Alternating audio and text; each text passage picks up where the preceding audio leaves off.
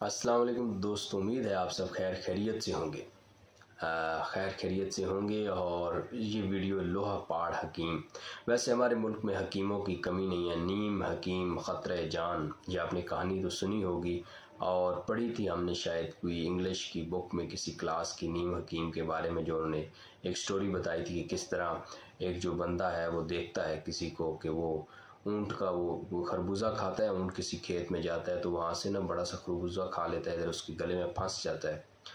तो वो जो जिनका होता है ऊँट, वो उसके ऊपर कंबल लपेट के ना ऊँट की गर्दन पे, तो ऊपर से लकड़ी का कोई ले के वो ज़ोर ज़ोर से मारते हैं ताकि वो खरबूजा उसकी गर्दन गले के अंदर टूट जाए और आगे वो निगल ले उसको।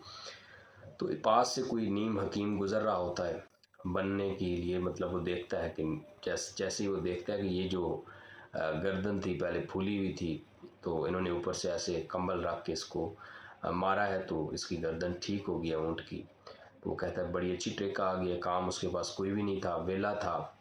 तो उसने कहा हिकमत मेरे पास आ गई है, अब क्या करना है, मैंने ये हिकमत करनी है। वो 2-4 गाँव आगे जाता है जहाँ के लोग उसको नहीं जानते होते, तो वहाँ पे जाके वो अपनी हिकमत शुरू कर देता है और कहता है कि गिलहट की बीमारी, जिसकी वो कई लोगों की ना हमने देखा होगा गर्दन ऐसी निकली होती है आगे, तो इस तरह की जिसको किसी को बीमारी हो तो आप ज़रूर मेरे पास तशरीफ़ लाएं। बड़े बड़े बोर्ड आवेज़ा कर देता है गली कूचों में और हकीम बन जाता है। लोग तो चौक दर चौक जाते हैं तो चेकअप करवाते हैं। कुछ की छोटी होती है, वो कहता है ये तो नहीं, ज़रा बड़ा गिलट हो तो फिर ही इलाज उसका होगा, ऑपरेट होगा, मेरे पास ऐसा इलाज है कि ठीक हो जाएगा। लोगों को फिर भी एतमाद नहीं आता उसकी बातों को, उसके काम काज देख के कुछ लोग कहते हैं कि नहीं यार ये गड़बड़ लग रहा है, हकीम सही नहीं है। लेकिन एक बूढ़ी होती है, वो वैसी उसकी उम्र गुज़र चुकी होती है, कहते हैं इसको चलो है, इसका पहले ऑपरेट करवाते हैं तो फिर देखते हैं बाकियों का क्या करना है। तो बूढ़ी उसकी तरफ भेजते हैं। वो वही हिकमत जो वो देखता है एक ऊँट के साथ जो हो रही होती है कंबल रख के, वो तो ऊँट था, उसकी और इंसान में बड़ा फ़र्क होता है, ऊँट और एक बूढ़ी औरत में। वो इसी तरह कंबल लपेट के ऊपर से वो लकड़ी का उसने बनाया होता है, मारता है वो 2-4, तो गिलट तो वो नहीं ठीक होती, लेकिन यह है कि बूढ़ी हमेशा के लिए सही हो जाती है, वो चल बसती है। लोग कहते हैं ये तुमने क्या किया है कि ये तो इसको मार दिया। उसने कहा नहीं, ये तो मैंने देखा था उन्होंने, तो वहाँ तो वो बिल्कुल ठीक हो गया था, तंदुरुस्त हो गया था ऊँट। अब यहाँ पे ये तरीका नहीं चला, ये मेरी हिकमत का मसला नहीं है, इस बूढ़ी औरत में मसला था कि ये जो एक तो जो है ना ये बर्दाश्त नहीं कर सकी इस ऑपरेट को। तो हकीम फिर भी कहता है कि मैं नहीं गलत हूँ। इसी तरह ये इतनी कहानी आपको सुनाई, हकीमों की वजह से मैंने आपको इतना ये तमहीद बांधी है कि इसी तरह हमारे यहाँ हकीम बन जाता है, जिसको कोई काम नहीं मिलता या वो हकीम बन जाता है या पीर फ़कीर बन जाता है। हमारे यहाँ ये कमाई का बड़ा अच्छा ज़रिया है। हमारे यहाँ इस तरह के पीर फ़कीर भी मौजूद हैं।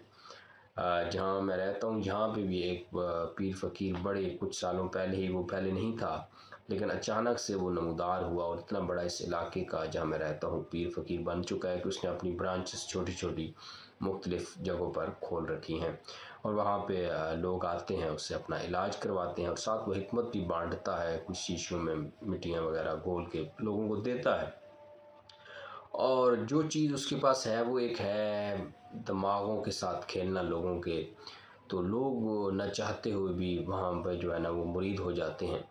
अब एक बंदे को उसने कुछ कह दिया कि आपने, उसकी शादी नहीं हो रही थी तो उसने कुछ पता नहीं अब कितने जुमे उसको, मतलब तकरीबन 2 साल वो बन जाते थे कि इतने जुमे तुमने आना है तो तुम्हारी शादी हो जाएगी। तो वो जाता रहा, उसके दौरान उसकी शादी हो गई, क्योंकि साल से ऊपर अरसा हो चुका था, उसमें बंदोबस्त हो गया, शादी हो गई, तो वो पीर साहब का पक्का मुरीद हो चुका है।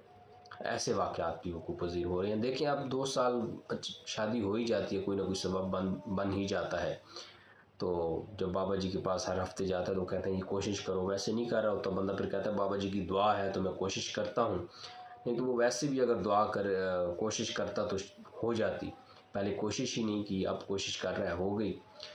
तो इस तरह पीर भी हैं और फिर हमारे यहाँ हकीम, क्या बात है, हकीमों का तो अल्लाह ही हाफिज़ है। ये लोहा पहाड़ हकीम जिसको गिरफ़्तार किया गया पिछले दिनों, तो गिरफ़्तार करने के बाद पता नहीं अब छोड़ दिया है गया है या नहीं, लेकिन जो है ना उसने जो हिकमत अपनाई हुई थी और सोशल मीडिया पे जो है ना तरह तरह की बातें और पोस्ट वगैरह कर रहा था, गैर इखलाकी लोगों को ख़राब कर रहा था, लोगों के नाम लेके शरीफ लोगों के उनको बदनाम कर रहा था। तो ऐसे हकीम को तो मैं कहता हूँ कि हुकूमत को पहले ही पकड़ लेना चाहिए था। अभी भी पता नहीं छोड़ दिया है या पकड़ा हुआ है, कोई कंफर्म नहीं है, लेकिन छूट गया होगा शायद, क्योंकि हमारे यहाँ इतना कानून तो है नहीं कि इस तरह की हरकतों पे कोई एक्शन लेगा। कुछ भी नहीं होना, वो बस फिर यही काम शुरू कर देगा, क्या होना है वो।